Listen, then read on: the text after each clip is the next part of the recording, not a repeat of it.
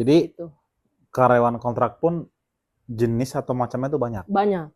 Ada berapa yang secara umum kita tahu nih di lapangan? Secara umum di lapangan itu sesuai dengan undang-undang ada mitra kerja, Mitra kerja, baik dan outsourcing outsourcing. pihak ketiga. Dan pihak ketiga lalu juga ada pihak si perusahaannya untuk mengadakan PKWT terhadap karyawannya. Jadi ada pelaksanaan rekrutmen itu ada berbagai macam lah.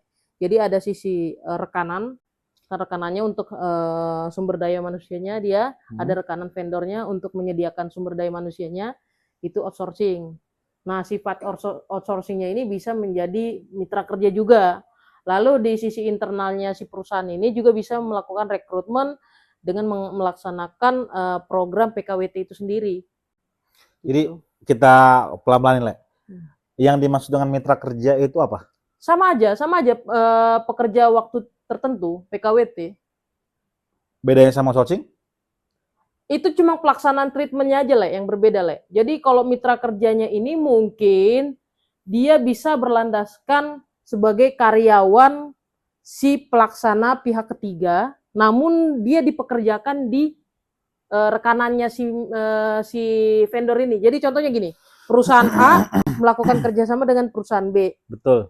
Yang dimana si perusahaan B ini adalah penyedia sumber daya manusia. Betul. Nah, si perusahaan A ini membutuhkan Betul. di berbagai macam bidang.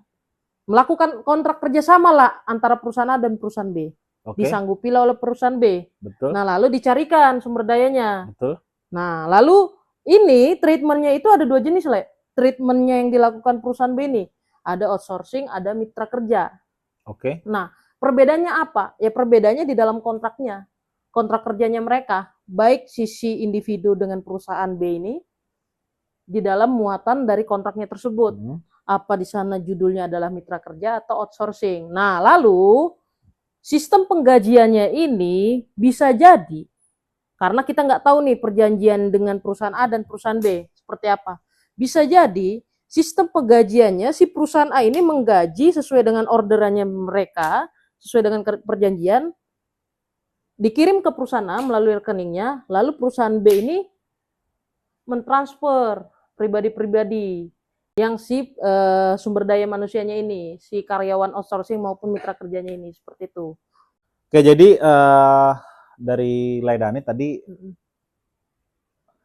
ada perusahaan A, perusahaan B.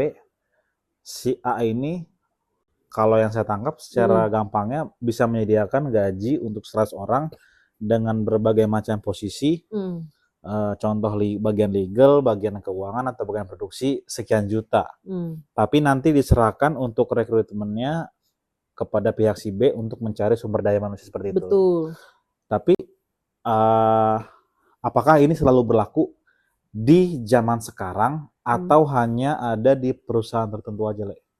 Yang Le lihat selama ini? Semua perusahaan. Pasti semua jenis, iya. Baik itu BUMN, baik itu swasta. Tapi di luar daripada yang dua tadi ini, mitra ataupun outsourcing, ada nggak perusahaan yang memang langsung rekrutmen sendiri? Ada.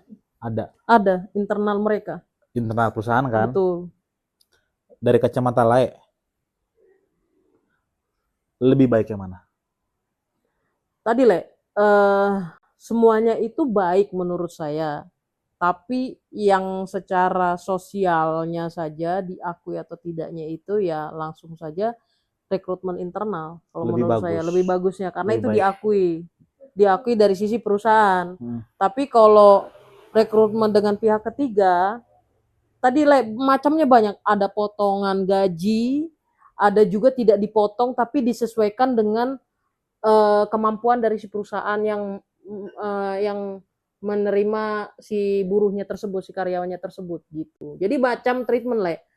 Jadi di dunia hubungan industrial ini, khususnya di hukum ketenaga kerjanya ini, banyak pelaksana ini, baik itu si pengusaha maupun pihak terkait lainnya itu banyak tanda kutip mengakali lah. Mengakali banyak lah, oknum-oknum lah. Contoh nih ada kasus nih ya, dia kontraknya habis setahun nih, kontrak habis setahun. Namun dia masih diperlukan di dalam perusahaan ini rekrutmen internal ya.